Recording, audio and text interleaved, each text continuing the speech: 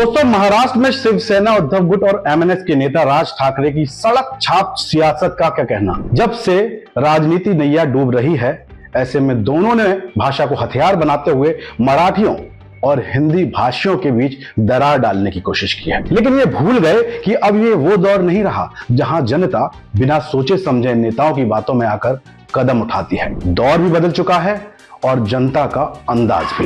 ये दोनों नेता पिछले चुनावों में खूब देख चुके हैं। ऐसे में अब इस भाषा विवाद में यूपी के दबंग नेता ब्रजभूषण शरण सिंह और बिहार के दबंग नेता पप्पू यादव ने ठाकरे ब्रदर्स को खुली चुनौती दी है। मामला यूपी और बिहार तक पहुंच चुका है महाराष्ट्र भाषा विवाद का, और बताया है कि राजनीति करो लेकिन भाषा, संप्रदाय, जाति और धर्म को आधार मत बनाओ। राज ठाकरे को तो ब्रजभूषण ने नसीहत दी है कि आपको पढ़ना चाहिए, आप शायद पढ़ते लिखते नहीं हैं। तो चलिए आपको पहले ये बताते हैं कि ब्रजभूषण ने अपने दबंग अंदाज में कैसे राज ठाकरे को पटकनी दी। बीजेपी नेता ने राज ठाकरे पर निशाना साधा और साधते हुए क्या कहा, ये आप सुनिए। तो ब्रजभूषण कहते हैं कि जब इनका अयोध्या आने का प्रोग्राम बना था तो मैंने कहा था कि मैं घुसने नहीं दूंगा, लेकिन आप नहीं आए। लेकिन फिर इन्होंने अपना रंग दिखाया। मैं इनको कहता हूं कि इनको सद्बुद्धि आ जाए। उत्तर भारतीयों में बड़ा रोष है। वो कहते हैं कि अगर कोई बड़ा आदमी आह्वान कर दे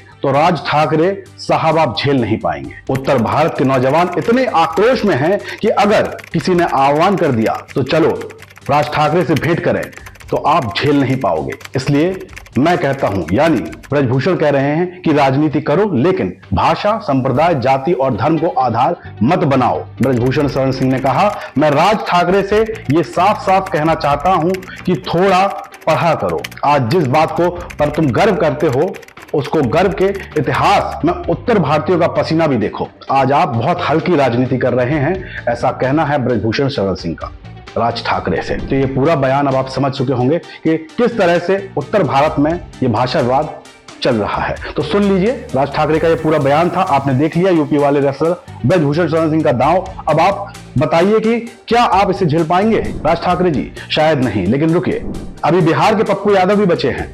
उनको भी, उनके बयान को भी देख लीजिए और फिर सोचिएगा कि इस हल्की राजनीति आज से आपको बाहर कैसे आना है। क्योंकि महाराष्ट्र में भाषा विवाद पर अब मामला बिहार बनाम महाराष्ट्र भी हो गया है। तो पूर्णिया से जो निर्दलीय सांसद है पप्पू यादव, उन्होंने राज ठाकरे को खुली चुनौती दी है, खुला चैलेंज दिया है और कुत्ते की दुम कह दिया है। क्या कहा पप्पू यादव ने, आपको बताते हैं। तो सांसद पप्पू यादव कहते हैं कि अगर महाराष्ट्र में किसी हिंदी या झारखंड, बिहार के रहने वाले लोगों को यदि आप अपमान करेंगे तो गाली गलौज करेंगे तो हम बिहार में किसी भी मराठी संस्था को नहीं चलने देंगे। ये पप्पू यादव का कहना है कि आप कुत्ते की दुम है राज ठाकरे जी। उन्होंने जी भी लगाया फिलहाल के लिए। आगे आप समझ सकते हैं कि वो क्या क्या कह सकते हैं। आप देख चुके होंगे कि पप्पू यादव ने क्या कहा। यूपी बिहार केवल 2 ही नेता अभी बोले हैं, यहां तो कतार है ऐसे नेताओं की दोस्त। और लोगों की बात तो छोड़िए, आप कायदे में रहेंगे राज ठाकरे जी तो फायदे में रहेंगे। इसलिए समझ लीजिए कि भाषा के जरिए मराठी और हिंदी को, भाइयों को मत लड़ाइए, ऐसी कोशिश मत करिए, क्योंकि हम नया भारत हैं, इस दकियानूसी बातों में आने वाले नहीं हैं।